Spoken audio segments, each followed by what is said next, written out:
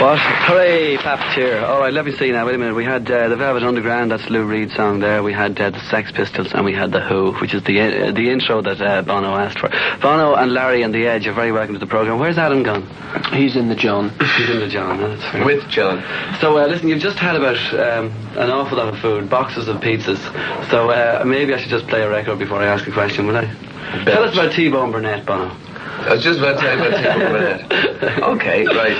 Okay, so he wanted to buy some books from me. Is that what you're talking about? Yeah.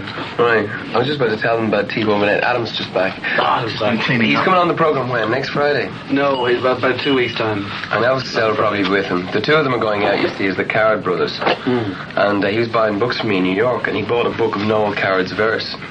And he brought it up to the lady behind the cashier. And she says, oh, an incredible man, Noel Coward. And T-Bone Burnett, this Texan, with an absolutely straight face, said, I know, he was my father. And she says, he was your father? And he said, yes, but pleased to meet you, Howard Coward. And they're very serious about being the Coward brothers, Elvis Costello and himself, and they go out playing country and western versions. That's all, really. That was a great hit. Yeah. Everybody else got any stories? Good story. Yeah, I mean, 9 out of 10 for that one. Adam, tell us about the corpse in the Holiday Inn. I think... what have you got on the record? I think really, in all seriousness at this point, particularly with my recent run-in with the Garda, I think we should keep that well quiet till next year. Well quiet till next year. All right, fair enough. So listen, tell us then about the gig. First of all, this coming Saturday, the longest day. Who's on the bill with you in London? Spear of Destiny. Wow, that's heavy, Edge. The Faith Brothers, R.E.M. Come on, Lawrence. Billy Bragg. The Ramones, yeah, the Ramones. So we got a nice cross-section, a nice selection of talent there. Young talent. Edge is our talent scout, Dave. Fair enough, Bono. This is due to his Indian heritage. That's very obscure. Tracking bands. I think I should play a track. Yeah, let's have Marvin. I think we should let them digest their pizzas. But my voice... They're badass pizzas. Right, here's Marvin Gaye for Edge. All right, that was The Who live. This time was the right side, and let's get down to something now. I think we've had a lot of music for the last half hour. Are we all settled? We are. Okay, boys, let's start with a serious one. I met a guy from Mount Temple in the corridor. I swear to God, I just went into the toilet, and he was standing there next to me, doing what men do, and he told me he's from Mount Temple 2N. Not 2N, that's a really naff. Really naff. That'd be really sick. We didn't have any streaming, by the way, where we went to school. Like, there was no A class and B class. In fact, it was DUB. Remember? L-I-N. And this guy's from N, which is like the last one. Really bad laugh. If he's out there, you should get him in, because it's amazing. Apparently, Moxon takes him from history. Moxon is listening right now. Hi, Donald. Always wanted to do that, Sorry. All right. Okay, how about a heavy one? Now that you're playing to the biggest crowds imaginable, do you find it harder for the audience to participate in the celebration, or do you actually rise to the occasion, you two? Now, is this one of your own questions? This is one of my own, yeah. I don't know. That's a hard one. Bono would like to answer that. Pass. I mean, there's a lot of bands who say that once they get to a certain crowd that it gets a bit silly, that they'd rather play with a small one. Now, I get the impression, certainly having seen the... take two, I'd rather play to a small we like the crowd. we've got, actually, Dave. It's going to be one of those. No, but I mean, for instance, now, at Madison Square Gardens, the very fact that there were so many there, it seemed like a better gig than I've seen you play, saying, this is ridiculous. Not getting anywhere. What were you doing during the gig, Dave? No, I know. Do you, Edge? I know what it feels like. He's always the lick. I'm always the lick. Go on. Go on, Edge, you answer. Well, wasn't it the bass player from Lone Justice said he's been at many a club where the atmosphere was awful, where there was no excitement, there was no communication, and conversely, he has been in many ice hockey arenas at gigs where the opposite was true, where there was a great deal of excitement and communication and just a great atmosphere. I don't think it actually has anything to do with the Proximity. It's all to do with the band. Yeah, I must say I'd agree with the bass player in the band, and if that's the case. No, I would. I mean, having seen Manosphere, I'd throw him out. Adam, get out. All right, now, how much tighter, say, than in the early days is that separation between the performer and the audience? I mean, how much different is it? I mean, do you find it a bit difficult? You have to sort of rise to the occasion in a totally different way. Was this sandwich, right? Went into a bar. And it eased its way through a few pork pies. It goes no, this sandwich. I was made out of this sandwich, right, goes into the bar and says, he says to the guy, the guy behind the bar, he says, listen, he says, I'll have a pint of Guinness. And the fella, I'm sorry, we don't serve sandwiches. Yeah, right. Anyway. That's sick. That is the worst joke. I've told that one several times today. I liked it every time. I think it's good, yeah. Leaves a nasty taste. Who are you voting for tomorrow? I'm not telling you. Who are you voting for, Edge? I'll tell you about this thing about being close to the Edge audience. About being close to the audience. It's not about being close to the audience. And the guy, what Edge was trying to say there is, you can go into a club and obviously failed dismally. What was that? That was a green pepper. He assaulted you with a piece of green pepper. Right, anyway, pizzas are out from now on. No, I don't think it's about being close physically. It's about being close to your audience in terms of the way you feel about them and the way they feel about you. And there's a lot of bands that are in the small... Oh, don't do that. There's a lot of bands that are in a small club and they're just as cold. They're just there and they're playing guitar and they're singing their songs, but they still feel like 100 yards up from their audience. And we don't feel that way about our audience, and that's why it's going to be close no matter what the distance is. That answers the question perfectly, Bono. Thank you very much. Thank you. Now, do you, for instance, always go out on stage? Like in a 40-day tour of the States, it must be really sort of pretty grueling stuff. Do you go out on stage and every night you say, it's got to be better than the previous night, and that's how you make it good?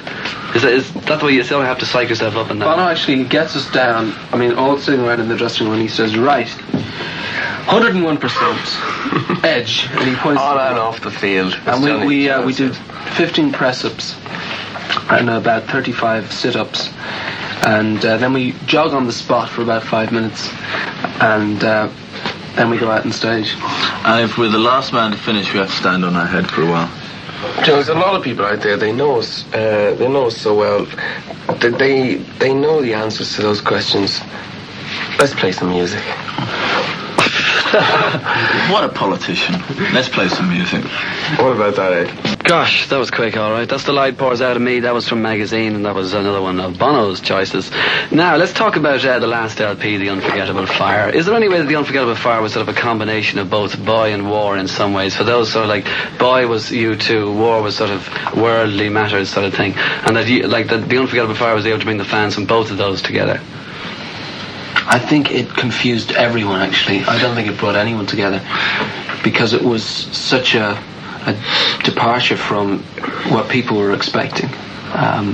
We were determined that it would be different, that it would redefine U2, and that was really the basis of the choice as producer. But it certainly confused me. I'm still coming to terms with it. Yeah, it's my favourite album by a long way of the ones we've done. Primarily because I'm still seeing new things in it. It really did confuse the group as well as everybody else. I think that's true. And when we put it out, we kind of felt, God, what have we? We've put this out, and it was a very personal record, a very intimate record, and for that reason, it was, we were wondering, can we get away with this? And we believed so much in it, and Eno and Lanois believed so much in it, and Paul believed so much, and everybody around us believed in it. But we wondered, would anyone else out there believe in it? And we're just actually completely blown away by the fact that other people are blown away by that record. And it's just great that our most progressive record to date has been our most popular. Well, like on that level as well, then, do you think that the fact that it takes time for people to get into the LP, I mean, obviously the fans are going to buy it, but in the end, for say new U2 fans, it's actually more rewarding in the end because it takes so much time? I think what's great about the record is that it actually does challenge and confuse people all the way along. I think that there's an awful lot of records that are put out and they're challenging, but then somebody comes along by way of doing an interview or whatever and explains it and justifies it, and in a way that takes the sting out of the tail of a record. I think if a record is something that cannot necessarily be justified or talked about articulately, but is something that people like for irrational reasons or not, that is music on the level it is meant to be taken, as opposed to doing interviews or photographs or image or any of that kind of stuff. Yeah, like the people who run the music business, that is radio and record, I think they really underestimate the listening ear of the people out there. And that's why for the last 10 years it has such garbage, and it's bands that feel, well, you know, we've got to spell it out, you know, and we've got to explain ourselves, we can't make anything too complicated. I think that's just an insult. I found it insulting when I was buying records. And okay, so the record isn't full of hit singles, and it isn't full of you know, easy to work out words and music, but it's full, you know, and I'm just so glad that everyone else. I'm just amazed that so many people bought it. Actually, really. I think within the context of Unforgettable Fire, we should also include those outtakes which were on the Unforgettable Fire double pack and 12-inch, because I think they're almost part of that record, and they provide a key in many ways. Well, at Slane Castle and then on to Windmill Lane, you did make 25 different pieces of music, 10 of which turned up on the LP. And the thing is, like, how trying is it on you two and sort of the whole lot of you just sort of making a record when your ability as a musician is constantly being sort of questioned and bombarded and that? Like, was it a difficult time? Is it always more difficult making a record, say, than touring? It's more continuously challenging, because when you get into the sort of rhythm of a tour, there's a certain thing that happens where you sort of not relax, but you're able to, as it were, forget about the problems of playing. You've got over that mountain. You're now concerned mainly with, you know, communication and what have you. In a record situation, that challenge to create and be different never lets up. From the moment you go into the studio, you're constantly aware that what you do at the stage is going to be immortalized. It'll be on vinyl, and people will talk about it for years to come, and you'll have to live with it. And so, or else they won't. Well, yeah. Even if they don't, you know, it's still there, you know, forever. So it's a different sort of pressure. Well, do you think that before you even started to work with Eno, the very fact that you got him to do the producing of the LP, that sort of defined the new U2 even before you started, and you had a challenge in that? Like, it was obviously going to be totally different than what you'd done before. Well, that was definitely part of it. We really wanted to change all the things within our power that could be changed, that influence what we come out with on an album. So the first thing was producer. Second thing was studio. I suppose the third thing would be approach to songwriting itself. All those things we mess around with. The strange thing is how discernibly U2 it sounds after having messed around so much with our style of work. I don't know whether that's good or bad, but it really, it's kind of very much like what the other albums are. Well, Edge, getting Eno in for the LP then, I mean, was it the Eno of Roxy Music, or was it the Eno of Talking Heads David Bowie production? Was it the Eno of Before and After Science, Taking Tiger Mountain by Strategy, or was it the Eno of ambient music? I mean, what was it that you wanted? How is it you knew about Eno? Well, first of all, we knew Eno through his own work, and obviously the early Roxy Music stuff, but primarily through things like Before and After Science. Then through Talking Heads. We love Talking Heads, but you know, none of us really think of those projects as being Eno's work per se. It's really, I suppose, a combination of what he had managed to pull out of the various artists that he'd produced. I mean, Bowie as well. That was Heroes and Low were favourite albums of all of ours. And I suppose that we saw the strength of his influence on people. We realised that Bowie. Because Bowie had actually had come clean on this and had said to the press and to people around him that Eno in some ways dug him out, because he was in a real watershed at one point when he just climbed down from being the rock and roll star, Ziggy Stardust, Aladdin Sane, and even Diamond Dogs. And he went to Berlin. He lived in Berlin, and he said of Eno that Eno completely changed his approach, not to making music, but to listening to music, and therefore to making music. And I think that quote got through to us, really, because that's what we were about. We wanted to change our approach to listening music as well as making music. And of course, the Talking Heads, because those 3 records that he made with them were so great. Even if one of their earlier records is one of my favourites as well.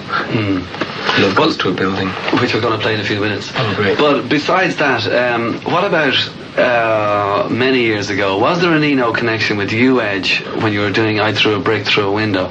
Now, you stayed up all night one night in the studio with the October album with Steve Lillywhite. That's right, yeah. And there was something to do with Eno there in terms of your That was influence. a particular track that, in fact, it was a different technique. What happened, I was listening to Before and After Science, one of the tracks on that, and they, in the production, the mix had put an echo on the snare drum, which gave it a sort of rolling rhythmic effect. When we were putting together A Brick Through a Window, I just had this idea to use some sort of similar echo on a percussion instrument. It turned out that we used rototoms, very highly tuned toms. So it was a borrowed idea rather than rehashing the thing exactly. But I mean, the 2 tracks sound totally different. But it is a case where an idea from someone else's record fitted in very nicely into something that we were doing. Well, in the LP, The Unforgettable Fire, what about, just take 2 of the songs, Wire and Bad. Now, Bono, what about you with those 2 songs as regards the lyrics? For instance, on stage in Madison Square Gardens, you mentioned about heroin in Dublin. The song Wire, I'm wide awake, I'm not sleeping. What's all that about? And the fact, but you even do the Lou Reed bit with the wire around the arm. Well, I don't know. I can't really explain myself very well. In the interviews, I suppose I can explain it better through the song and performance of that song. There's some people that I love in this city, and that I hope love me, who have who very nearly lost their lives through this very dangerous drug, heroin. And I didn't know really. I didn't know it was affecting me, I didn't know how much it was affecting me. But the way we were working on The Unforgettable Fire, which was just sketches, really, I found out that I was sketching this song, and it was bad. And I found out that the images that I used were directly relating to something that to something that I hadn't planned to plan a song around. But the song Bad, in some ways, has, even on stage now, has just taken on a life of its own, and taken over our lives when we're on stage. It's definitely bigger than all of us. It's my own favourite track on the record, and it's my favourite track to perform. I think in many ways, when we're writing, Bono's inspired musically to write a melody, but to a greater extent, part of that melody hinges on the lyrical content that he sees in it. And that is something that may not come to light until a month or 2 after the record is really finished. And it's in performance that I think the songs come out in the real context of what Bono is trying to articulate, because I think you have to accept that creating musically or whatever is maybe not really a conscious effort or a conscious thing. It is something that comes through with the creation of the various things around it, like the music and the melodies and that sort of thing. Wire was the same, you know, like wire was just an image I had, you know, of the hypodermic needle, and I'm sure it means different things to different people. Well, what about the title track of the LP then? Like, this is just one song I just want to talk about, which is like, I mean, the Unforgettable Fire, Carnival, the wheels flying, colour spin, turn alcohol, red wine that punctures the skin, face to face in a day in a dry and waterless place. Now, like, what was that all about? You wrote that in Tokyo in a hotel. Yeah, I wrote it in a hotel room. You know, people expect U2 to be so up, you know, that sometimes it's confining because, like anyone else, you know, we go down, and that particular song documents, if you like, and a lower side, you know. It's very personal. I don't really want to, you know, to get into it, but I think what people relate to is the mood of the music as well as the actual the words. And the reason the Unforgettable Fire, okay, was a title that came from an exhibition of paintings and writings done by survivors of Hiroshima and Nagasaki. This is like a national art treasure in Japan, and these paintings and drawings have to be seen nearly for the bomb to be believed. They say more than any photograph could say, for instance. They're just paintings done by 5-year-olds or 55-year-olds. Some had never painted before, and some had painted all their lives, but they just exorcised from themselves the fear they felt over the Holocaust in Nagasaki and Hiroshima. They did these paintings, and we'd seen them. We bumped into them in the Chicago Peace Museum. We had an exhibit there along with Stevie Wonder, Yoko Ono, The Clash, about basically the peace movement, starting with going right the way back to Woody Guthrie and on. And we saw these paintings, and I just couldn't really forget about them. They were just like stained, if you like, on my memory. And being in Tokyo, and Tokyo that night looked like a Christmas tree. It's as an industrial city, there are just roads everywhere. There are neon signs everywhere. It just lights up like a Christmas tree. And I wrote that song, which combines so many things, you know, my own feelings. Well, what about the idea of recording, first of all, before you go into a studio? Do you think that a studio can deaden a band's sound, and sort of like that you have to get used to some other different place and then take these ideas which you had worked out, in other words, in this case, in Slane, to Windmill, as opposed to doing it just in there? There's different sorts of studios. It's not easy to really describe the studio. For us, I think the idea of using a very, very ambient acoustic environment was appealing. When you're playing or singing in a huge room, it just sounds so rich. It's got all the natural reverberation. In a way, it's the closest thing you get to the sound of a live concert. And those two things were the things that we wanted to experiment with on this record. Try to capture the live quality of U2, because we know ourselves, and a lot of people have said it before, that this band is a very different entity when it's on a stage in front of a live audience. There's a quality to what we do. There's a spontaneity and a chemistry that is between the members of the band that is almost impossible to recreate in a conventional studio setup where you're recording different instruments at different times.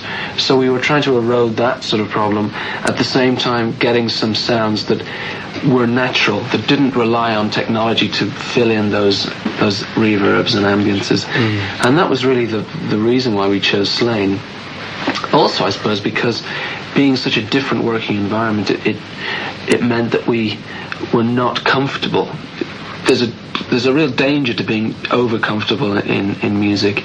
You can become, caught up in some sort of treadmill, in some sort of rut, and that was definitely something we wanted to avoid. I think we also were beginning to realise that the key to U2 and everything that we do is not, our responsibility is not towards technique, it's responsibility to the morale in which we create and the way in which we work. And I think Slane certainly made us feel much more a band than being in a studio would ever have done at that point. Just again on the subject of the Unforgettable Fire, just I'd forgotten to mention that we're bringing lithographs and prints of that exhibition to Dublin for the Croke Park concert, so that for the week, I think starting on the Friday before the Saturday, running for a week, we have this exhibition brought to Dublin alongside an exhibition on the life and work of Martin Luther King.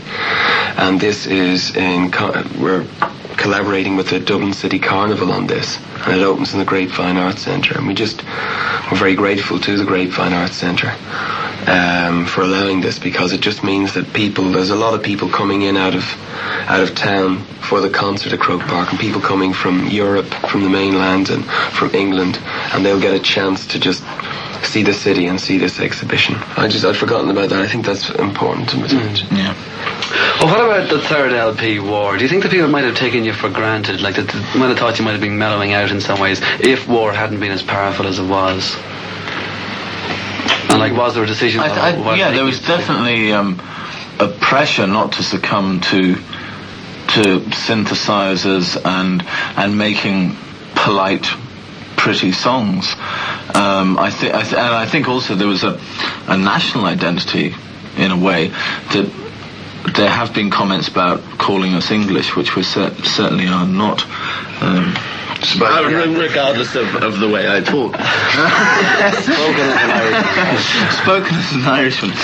I think it is a very brash, aggressive Irish record, and I don't think anyone can ever deny that. Okay, well listen, War and the Unforgettable Fire. Do you think that passion, which is the one word that everybody uses when they talk about you two, do you think that passion is more important than technique? Or do you think the Unforgettable Fire has both those? I think passion requires technique. There's a passionate man over there on I'm extremely passionate. Man, you want to see my passion. No, well, I mean, it's obviously a matter of opinion. I mean, there are some people who are interested purely in the technical ability of the music musicians they're interested in. But for me, and for I believe the rest of the band, it's all about feel. It's all about communication and spirit, and that's so little about technique and so much about just believing in what you're doing and it's just as well, really, putting it in. Yeah. From our point of view, I mean, what was that guy? There was some guy in a heavy metal band in some magazine called Guitar Player, and they asked him what he thought of some of the new guitar players, like The Edge, and this guy who remained nameless and legless. He remained nameless. Continue, Bono. Continue. I'm so sorry. Must have been a bad pint, man. Oh, damn the docker. Anyway, this guy, he was asked about Edge, and he said, well, what do you think of The Edge? And he said, oh, he's good, he is, but he's not very fast, is he? He's not very fast. As if really they were talking about gunslingers. And gunslinging got into rock and roll at one point, where it didn't matter about the songs you sang, it just mattered about how fast you could play them, or, how well trained your voice was. None of us, I've never trained my voice in my life. I actually don't know how to sing. Edge doesn't know how to play the guitar in terms of classically. Larry might know how to drum actually, but Adam. It's all down to how fast. It's all down to how fast you can hear, as far as I'm concerned. That's not what it's about. It never started out like that. And when you have to remember where this music began from, and it was a folk music. It was music played and listened to by ordinary people. It was not music put together by classically trained people, and I think that if nothing else, that is consistent now. I think that is held up, and it's still the case. It should be the case. I'm not into the sort of classically trained person turns to rock and roll and writes a concerto for the electric guitar vibe. I think it's sort of out of place. And I Will Follow is written on two strings. There's two chords. And in Madison Square Gardens we pulled a guy up on stage and we taught him 4 chords. And with those 4 chords, he played Knocking on Heaven's Door with us, and we sang it with him. And that made the point, 4 chords. What is it? G, C, A minor and D. Those 4 chords could write a classic like Knocking on Heaven's Door. That's all it took for Bob Dylan to write that song. And there's so many people, even listening to this program, and this is the best program in this country and any country on rock and roll. Well done. And at some stage we had to say that because it's true. But anyway, there's a lot of people listening to it who are into rock and roll music, just like the way, and they listen to it because they know you're into rock and roll music. And there are a lot of lies that are told to them, like, for instance, about musical technique, about having a manager, about being the biggest band in your street or the biggest band in your city. And it's not important. What is important is a song, a simple song, and all it takes to write a classic song is 3 chords. Not even 3. Okay, Bono, thank you very much. Wonderful, especially that last bit about the programme. I agree with you entirely. We're going to be 45 seconds late with the news. First, the break. Very much indeed, Una, with the news. Now, let me see, where are we? We're back here live with you two. 2 of them have just left us, so I don't know where they are at the moment, but it doesn't make any difference. I'm going to first of all talk to Paul McGuinness, manager of the band. Paul, there's one thing about you two in the States that people say, first of all, that in terms of all the bands that play, even the bands that sell more records than you two, that in terms of merchandise, you two sell more, that in terms of the fans are much more into you two in a sort of a really passionate way than almost into any other band. And there's one other thing that I've definitely noticed, and that is this, the business. The business really respects you two. The people over there that I met, the people here who have been over here, they always say you two perfect. Everything about you two is perfect. Do you find that's true? Like, this is not praise to you at all, by the way. I'm just asking, like, how do you find that? I mean, do you find that it is good to be you two in the States?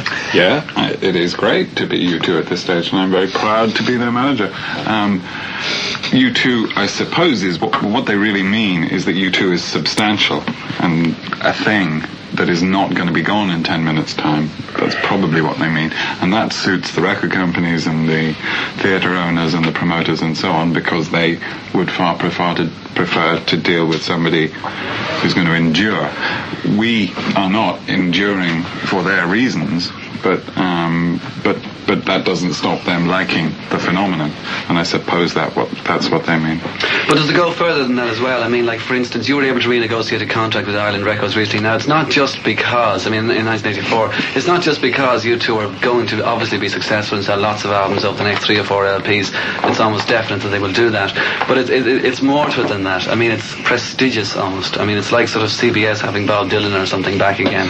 Well, yeah, it would have been quite damaging for Ireland to lose you too. I think they knew that as well as we did, but at the same time, the reason why we were with Ireland in the first place is the reason why we stayed with them. They respected the band from the beginning, and that respect is mutual, and it's a stylish record company to be with. That doesn't mean they sell as many records as CBS do, and there are times when that's extremely annoying. But it's a good place to be. Well, do you find that it's not just the business that you have to be involved in 24 hours a day in America when they're on tour, but also that you have to sort of almost protect them from so many things that happen to go on over there? I mean, do you find that that's part of your job as well? Protect these 4 helpless individuals, these completely helpless people. No, that's not actually what the gig is. Not really. No, I mean, U2 has always made policy as it's a pompous expression, but we've always operated rather like a board. Very bored, most very bored. But the policy is the responsibility of the 5 of us, and it has been one of the things that worked, that we always did that, and the band always seemed to find the energy to work on policy at the same time as they're having to make records. I mean, I think the best thing Paul ever did about managing us was sort of not manage us, because early on the 4 of us would kind of knock on his door and, go into his flat in Waterloo Road and say, look, what can you do for us? And Paul said, well, I can't do anything for you if you don't, if you're not going to do anything for yourself. And we became our own managers, if you like, under the management. There's no point in wanting to be a rock band unless you also want to know about all the things that are necessary to be a rock and roll band. You need to know about making records, and you need to know about the world. It is not making rock and roll is not a private act. The reason why we've stopped talking is that Larry Mullen has just demolished What happened the clock. To the clock? Is the station still on the air? Oh, I'm afraid we are. Paul, yeah. Oh dear. Oh no. Have a screwdriver. The Director there, General will be damned to see you. Do we have to go now? It'll be back to Big D today. Big stop clock, Larry. Oh God. Very good. Okay, you got it. It's still He working. seems to have got it back on the 12 wall. minutes past now. But is the station No, still 7. on the air? All right, listen, let's talk about Saturday week then, Paul. What have you got in terms of the lineup? A couple of serious pieces of information. I don't know whether everyone has heard this, but this is the definitive lineup, and you can ignore anything other than these facts. Here come the facts. The running order of the show is in Tuanua first, then REM, then The Alarm, then Squeeze, then U2. The tickets that people have say that the gates open at 4 p.m. This is an error. Yeah. The gates do not open at 4 p.m. The gates, in fact, open at 11 a.m. And obviously you don't have to be there at 11 a.m., but they will be open from 11 a.m. And obviously getting 60,000 people into a venue takes a certain amount of time, and depending on how much you want to see the other acts, you should arrive early or later. The other acts, we think, are all great acts, so we would suggest that everyone sort of come early, but that's not the way crowds arrive, so... Yeah. But 4 p.m. is definitely wrong. Right. Well, what about these other bands then that are on? I mean, the U2 peoples. What do you think of these other bands? I mean, did you decide on these? Well, it was, REM is like one of our favourite groups from America. One of Dave's favourite groups. I think in Tuanua, well, they just mean a lot to U2. One, because Steve Wickham played his fiddle on War, on Sunday Bloody Sunday, and Drowning Man, and Vinny and Vinny, and well, I think they're actually breaking now in the City of London. They're just being on the phone even today. People are talking about Tuanua over there, and they're going to break through. So we're really glad to have them on. Alarm, again, they played with us in America, and we love them very much. And they're going to be, I think, a surprise on the day. So a lot of people haven't, there's not a lot of people familiar with the Alarm, and I think that they're really going to surprise people, because it doesn't matter how big a venue, they make very big music. And Squeeze have just reformed, and that's really sort of quite of a coup for us, because getting somebody to play before U2 in Dublin was a lot of bands were just frightened out of their lives of playing in Dublin, because they knew the Irish audience was as good as it was, and they just were scared to play in front of them. This is true. This is really true, and so to have Squeeze playing, I think is something, because they broke up I think 2 years ago, just as they were to go become a kind of a big thing in the US and all over the world, and they actually have put themselves out And in fact, to play this concert. Squeeze also gave us breaks in the early days. We played with them up in Belfast, and we also played with them on the leak slip bill with the Police a long time ago. So it's going to be nice to have old friends, back with us, and I think it should add very much to the day, and they're great songwriters. Well, last week when I mentioned that you're coming in on the programme, I did say to people, we have a competition which we're going to do before 10 o'clock. But I did say also, if anybody's got any questions that they have, they can write them out. Now, I got loads and loads and loads of questions from England, Scotland, Wales, all over Ireland. And the main question is this, especially with the Irish ones, obviously. First of all, a lot of the English people said, thanks very much for playing on certain bases. In particular, one from Manchester, which said, thanks very much for playing Manchester, because so many people seem to leave out Manchester, which surprised me greatly. But everybody wants to know why you only playing Dublin. You haven't played in Ireland since 1983, August the 14th, nearly 2 years, and that was Dublin as well. And you don't have any dates this time around, say Belfast, Galway, Cork, and they want to know why. I'd like to know why as well, in some ways. Yeah, I mean, you're talking, unfortunately, about the practical side of the business when you're dealing with shows of this nature. I mean, we would love to play, every town in Ireland, but the venues aren't there. And if they were, it just wouldn't make any practical sense. We didn't want to compromise really the whole production that we played around the world, and we couldn't find that's really. I mean, we asked Paul, we asked our agent, we asked everyone. We wanted to play Belfast, and Cork was the other place we wanted to play in conjunction with them. But all things considered, we chose, and I'm glad we chose. This is our hometown. I mean, let's face it, this is our hometown, and we live here, and this is just. It's a big deal for us to be playing Dublin, and it would have been great to play Cork and Belfast and every other city in the country, but I'm not backing down from our decision to play Dublin. I think playing Dublin and having the size of stage and all the facilities that we need has enabled us to bring a lot of people along that the audience out there would not have a chance to see. And I think that's something that shouldn't be forgotten. The fact that Squeeze are coming to Dublin for such an event, and we've got REM and the Alarm in Tuanur, I think it makes it very worthwhile. And that's obviously not something that you can take around the country, because there is nowhere that will take 20,000 people or whatever in other cities. I mean, it's a very large crowd. Yeah. I mean, there are a whole series of reasons, and it does not reflect our own wishes necessarily, That's the unfortunate thing. It certainly doesn't. Cork especially. Cork City. We broke big in Cork City before we broke big in Dublin. We had to push the van down to Cork, and we used to play the Arcadia. Do you remember the guy who used to drive us? He used to have to stop every 10 miles. Alfie was his name. And he used to stop the van. He was cousin of Ron's. He used to get out and he used to suck.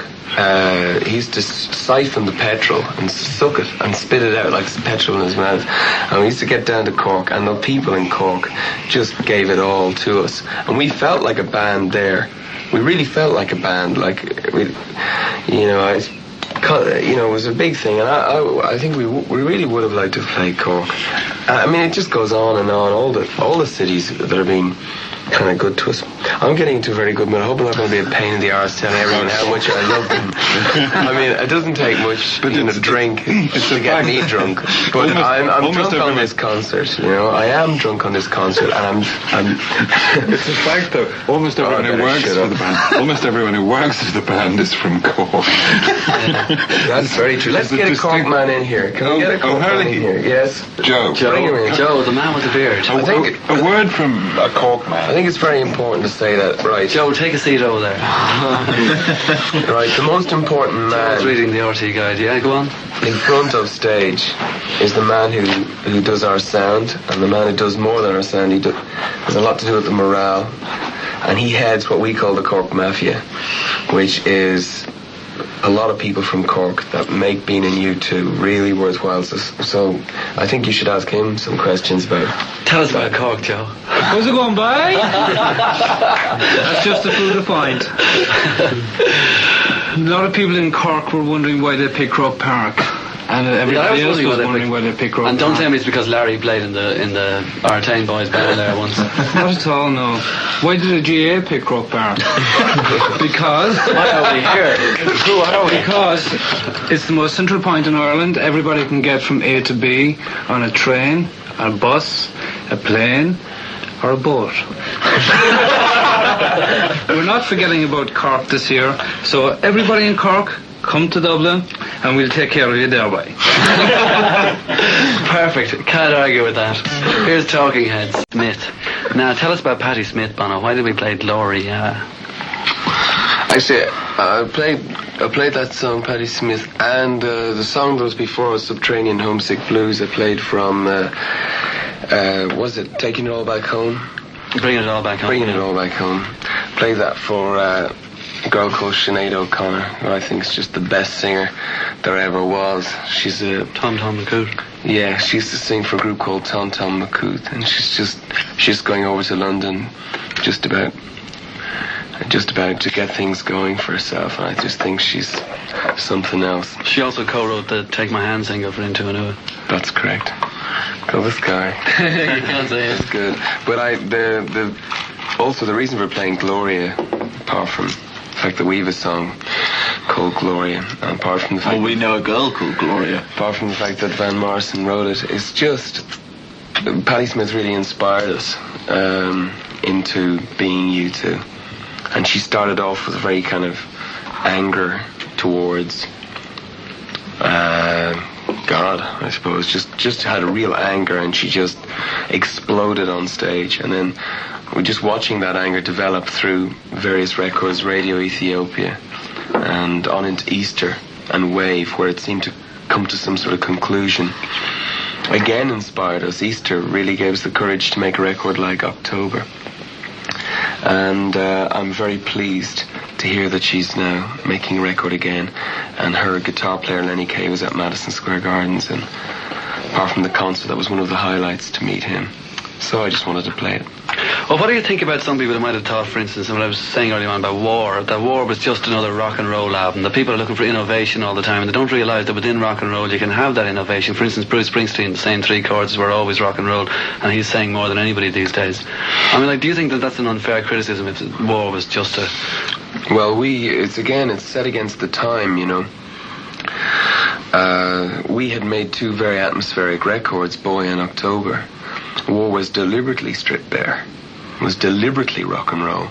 Because at the time it was all a kind of slush and slosh disco music that was being made in the guise of subversive music.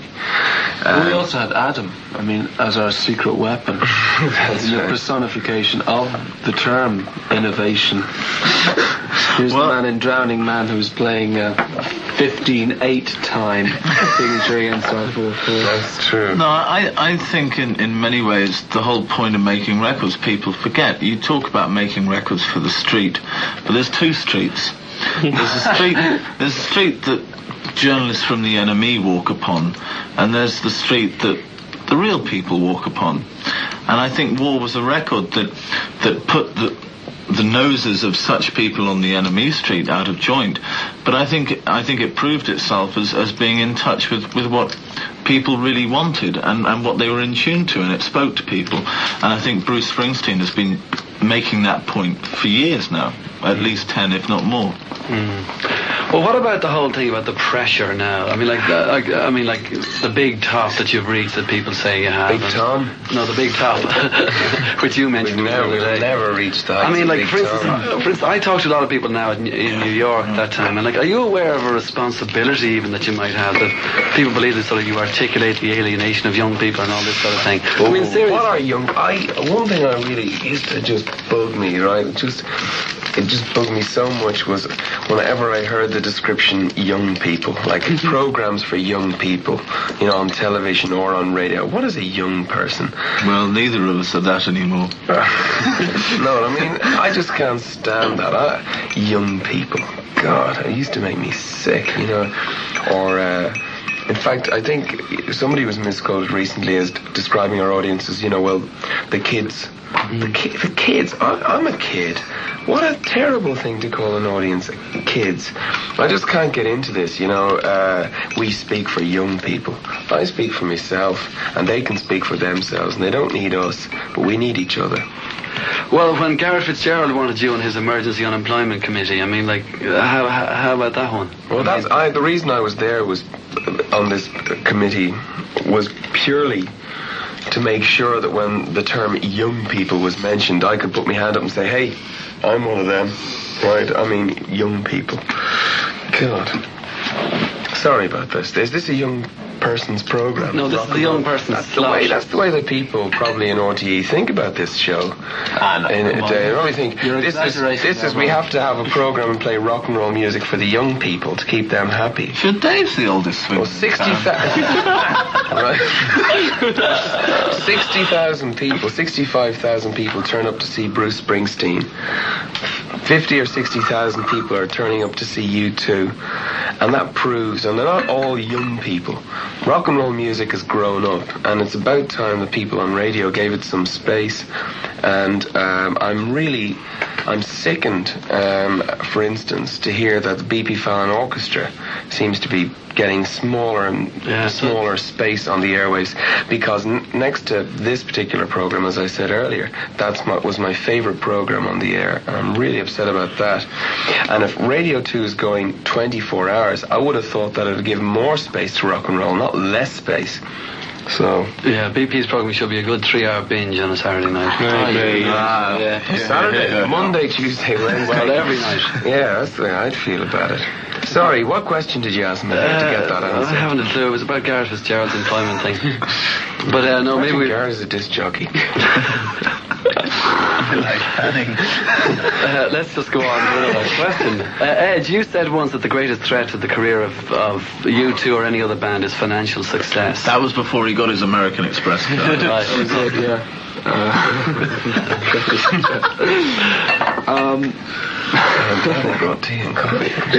I don't know. I suppose when as a young group we were just struggling to get shows, to get any sort of work at all. That really was the only thing we had time to worry about. When suddenly you get a record deal and you've made 1 or 2 records and you're touring and you have a wage, you have some money. I don't know, some of the real kind of urgency seems to go out of it, or for a lot of groups it does. In the past, I suppose, we've seen a lot of groups that just lost the drive, lost the spark. But I think we, as a band, and I think most groups now, see that danger. They understand that it's kind of natural that people kind of, once they actually become to a certain extent secure, they lay back a bit, and really it's just being aware of that is almost the end of the problem. I think in many ways what happened was those bands during the 60s and the early 70s, they suddenly got wealth and they thought that it was a reward for their talent that they brought to the world, and they actually forgot about their audience, and they forgot about the reality of what put them there and the commitment that was involved.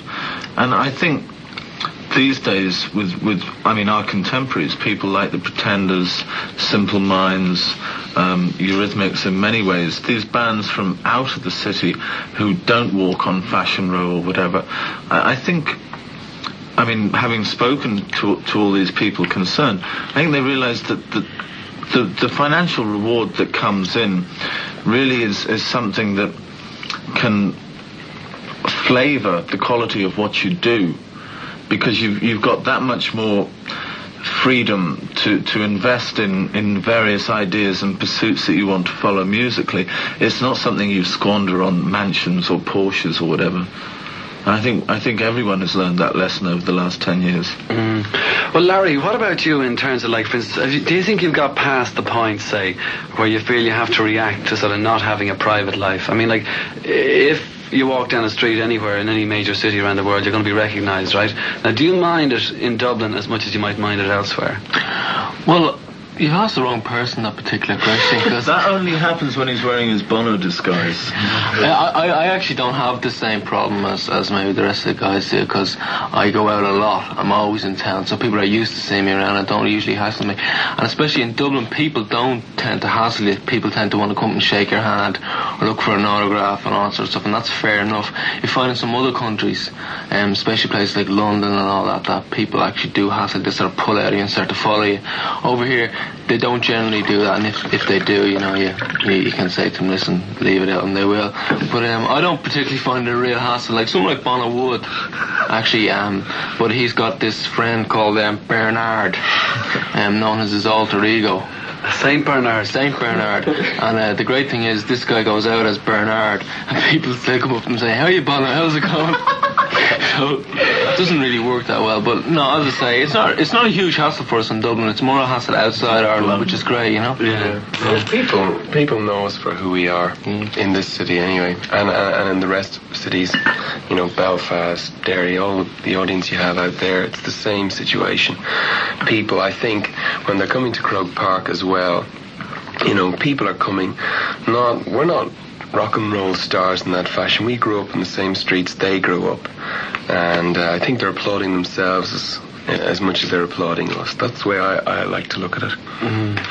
Well, then what about, for instance, like the high of being on stage? I mean, playing to so many people and so many different gigs, like especially that 40-day tour of America. And you go back to the hotel room sometimes, and it's just, it's just a total down, maybe. I mean, no, Edge keeps you up all night.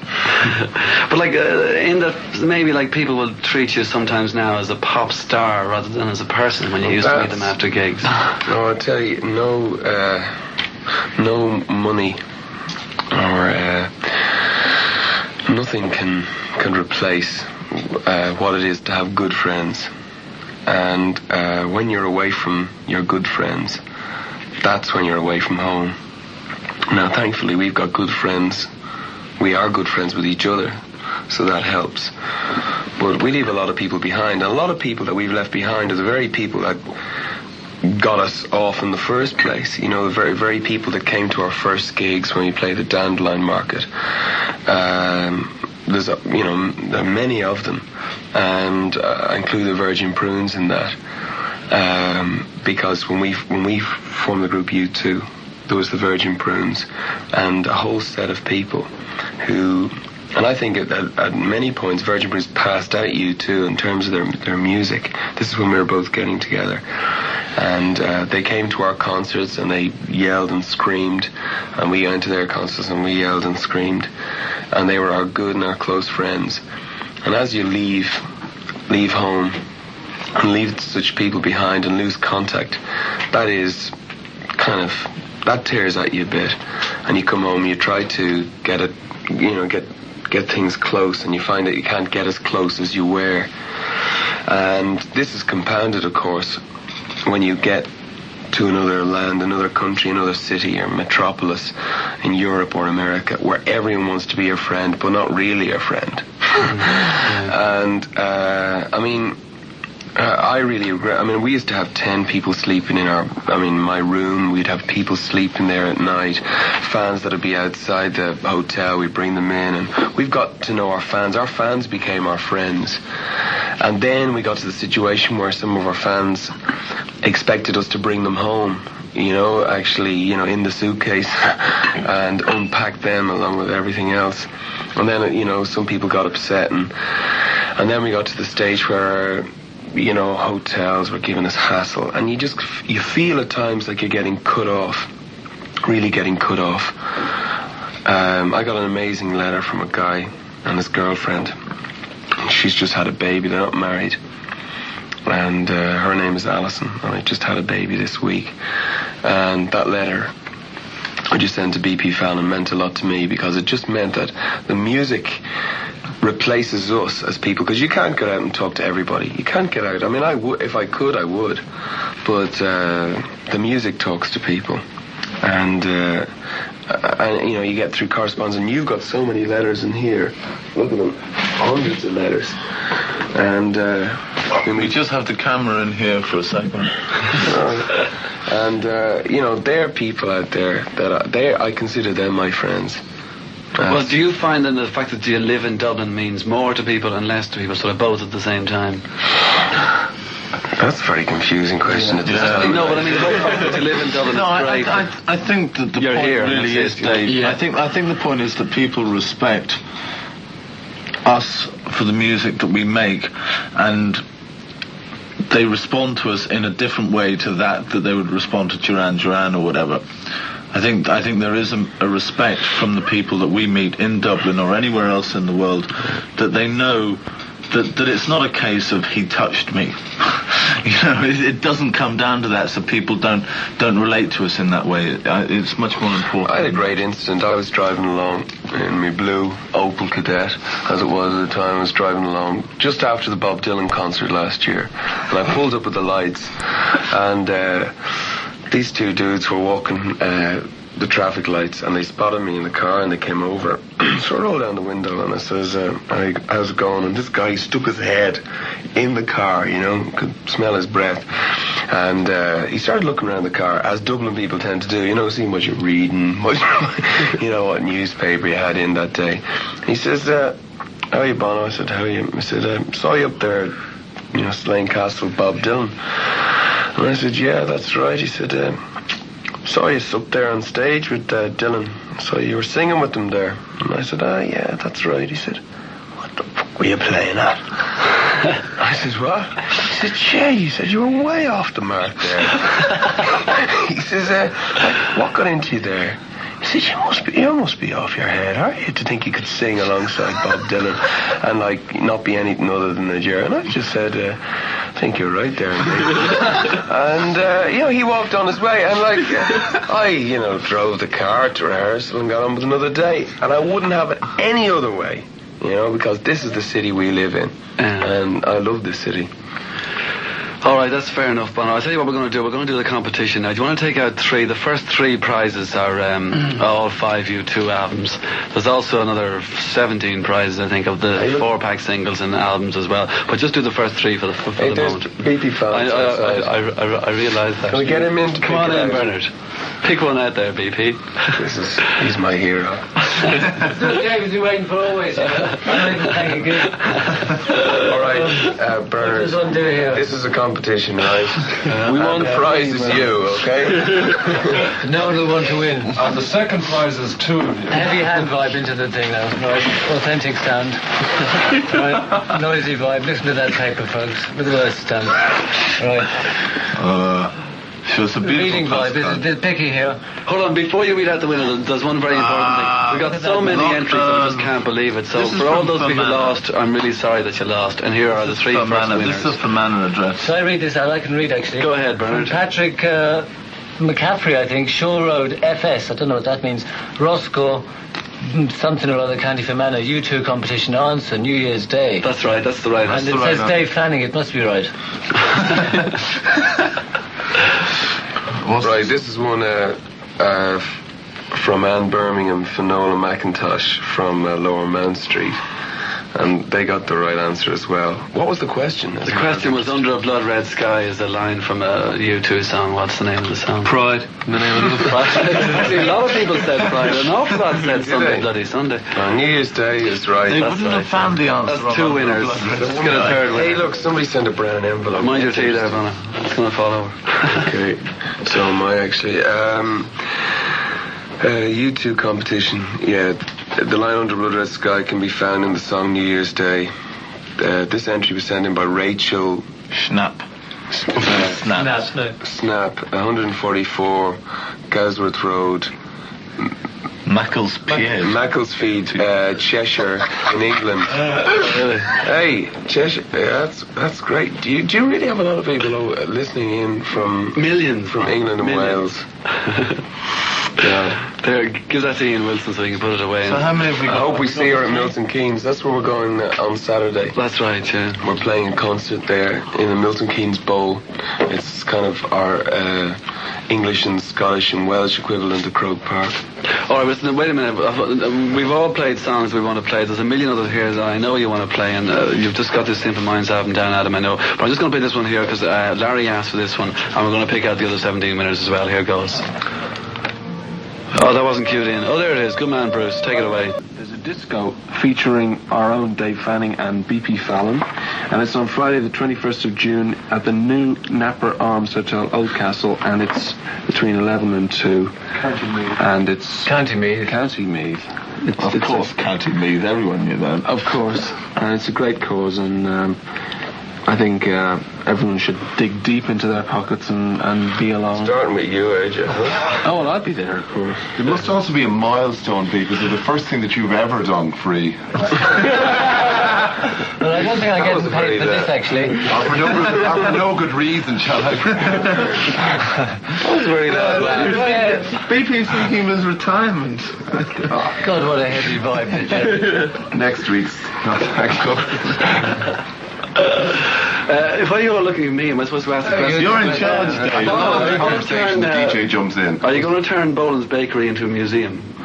Oh, they knocked down my favourite building. That's on the docks. Yeah. They knocked it down, and I don't know what about. I think Boland's Bakery would be just the best. Yeah. I didn't know I'd about move the in bakery.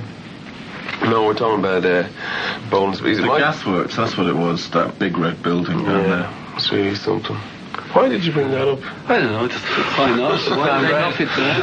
We don't serve sandwiches. Myself and Dave were talking about various things the other week. That's right. When we were home. Bono bought me a pint last Friday. I did. I bought him at last later. We talked about the new R.E.M. album. We talked about, the New Order album. We talked about why the Smiths Did you listen to that the tape I gig. gave you, the New Order album? No, you didn't listen to the tape I gave you. What was I did You listen have the to R.E.M. album there, or at least the tape you do, yeah. Tell him about the gig. the Waterboys.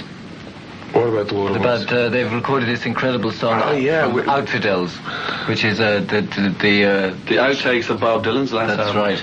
And there's this song called Death Is Not the End, and it's quite brilliant. Is it not, Bono? Yeah, we took the Water Boys on the road with us, in England and in America, and they're just a band to really watch out for. As are, by the way, Cactus World News. That tape you did with them, with Ian Wilson produced. By the way, Ian, do you ever say anything on your own program? Why don't you sit in and join us? Anyway, I think definitely very well. That's an excellent tape. That's the Water Boys. What else were we talking about? We were talking about Cactus World News in Tuanua. You mean last Friday? Above the Thunder Clouds. Above the Thunder Clouds to play out on. A good one to play out on. Well, I have in Tuanua here lined up. That's good. Well, I'll play out on that. We've got to give Jerry back his show. Yeah, we've got to give Jerry back his show. Thank you, Jerry, by the way. Thank you very much, Jerry. We'll just play one more song. Pick a record from those millions of songs out there. The Hoodoo Gurus. The Hoodoo Gurus. I think an alarm record. Yeah, the alarm. Going out in the blaze of glory, I think says it all. The blaze of glory. All right, okay. Well, listen, look, I might as well say it now then. Thank you very much, Jerry, for your programme, and the rest of you get lost. No, thank you very much, Edge. Thank you very much, Larry. Thank you very much, Adam. Thank you very much, Bono. Thank you very much, Bernard. Thank you very much, Paul. Thank you very much, Miles and Sounds and everybody else. Oh, Ian Wilson. And Ian Wilson. And Ian Wilson. Hooray. And the catering. And the catering. McGuinness. The Bad House Cafe. The man under the stairs. And remember, 29th of June, McGonagall's. Sorry. I think Sandwich that went into a bar. Croke Park, the 29th of June, that's next Saturday week. And if you happen to be anywhere near Milton Keynes, well, And the don't Great bother Fine coming Arts to you too, Centre. because if you don't have a ticket, it's too late. And the Great Fine Arts Centre, thanks very much to them, because you mentioned earlier you're going to have that exhibition. When is that again? Starting on the Friday before the gig and going on to the Friday after the gig. And Oldcastle this Friday to get ready for the gig. Right, exactly. There's one other thing, Bono, that you mentioned to me the other day, which I don't know if I should mention at all, but I'll just say, is there anything about that gig you were talking to me about? You don't want to mention about that yet? It's going to happen sometime.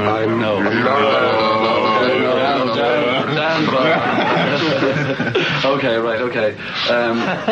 Secret vibes. Okay, well, Donkashun. I'll take this track here. Listen, thank you all very much for coming in. Here's Ian Tuanua. Good luck to you all. Jerry, it's your program from here.